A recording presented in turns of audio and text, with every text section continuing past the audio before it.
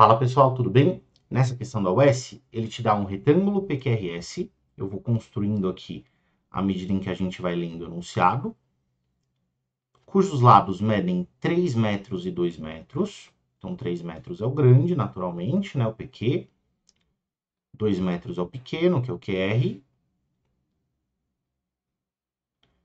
e ele pede para você marcar aqui um ponto V pertencente ao lado PQ, tal que esse V fique a 1 metro de distância do vértice Q.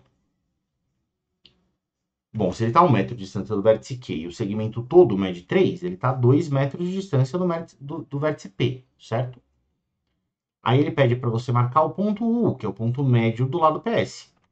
Se é ponto médio, tem um para cima e um para baixo, já que o lado inteiro mede 2. E a pergunta final é qual é o ângulo VUR, que é esse ângulo formado aqui neste triângulo, né? Obtido ligando o ponto U no ponto V no ponto R. Então, o ângulo que o exercício pede para você enxergar é esse ângulo de cá, VUR, que eu vou chamar de alfa. Pode ser? A gente também sabe que os ângulos dos vértices do retângulo são retos, porque afinal de contas isso é um retângulo.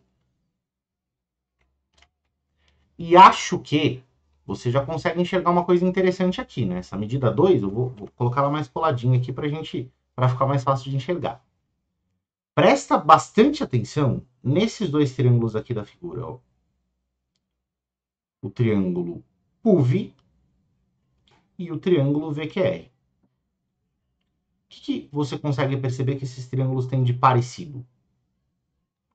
Bom, eu consigo enxergar dois triângulos retângulos que têm catetos 1 e 2. Os dois, né? Então, esses triângulos eles são idênticos, não são, pessoal? Porque quando eu olho para o triângulo PUV e quando eu olho para o triângulo QVR, eu enxergo triângulos que são congruentes pelo caso lado ângulo lado. Olha só, PU e VQ medem 1. Esse é um lado que eles têm em comum, né? O ângulo P é igual ao ângulo Q do outro triângulo. Os dois são retos. Esse é um ângulo que eles têm em comum, né? E, deixa eu tirar isso aqui. E o segmento PV, o lado PV do primeiro triângulo, é igual ao lado QR do segundo, porque os dois medem 2. Então, de fato, os triângulos são congruentes. E a gente sabe que triângulos que são congruentes, eles são idênticos, né? Tudo neles é igual. Inclusive as medidas que a gente ainda não marcou. Então, por exemplo, essa hipotenusa é igual àquela hipotenusa. E os ângulos são iguais. Então, se eu chamar esses ângulos aqui de alfa e beta não, porque já tem alfa, né? XY, sei lá. Os ângulos desse aqui também vão ser x e y, né? Aí, pensa aqui comigo. Quando eu olho para o triângulo PUV ou para o outro, tanto faz, eu percebo que x e y são complementares, porque eles são ângulos agudos de um triângulo retângulo, né? Aí, quando eu olho ao redor do vértice V, eu percebo que eu tenho x, y e tem um ângulo V aí que, né, não está marcado aí na figura. É o ângulo UVR. E essa soma dá 180. Só que acabamos de descobrir que isso junto é 90.